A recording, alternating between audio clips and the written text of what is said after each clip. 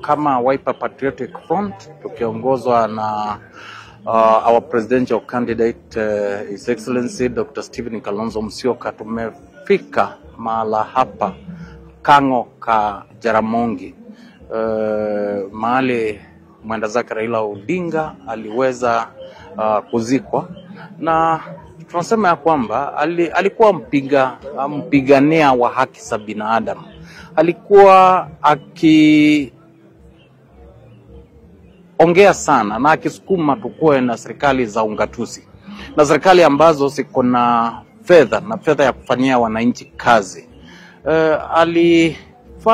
Alitaka usawa, na tuendelee kuona ya kwamba amefumzika. Sisi tunasema hayo mambo yale alikuwa anayaenzi sana, tutaendelea kuyafanya, tutaendelea kuuliza serikali iendelee kuyafanya. Na niseme jambo moja, kuna matamushi ya kwamba wakati mwenda zake Raila Odinga alikuwa anaongoza maandamano ndio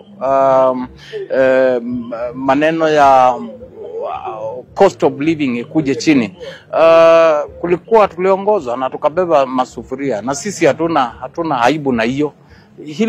Ile matamushi ya kwamba ati kwa sababu Raila Odinga ameenda ati sasa wamemalizana na hayo mambo, hiyo ni matamshi mabaya, na kuonyesha ya kwamba kuna baadhi yetu tunafurahia vile Raila Odinga ameenda. Lakini niwaambie hiyo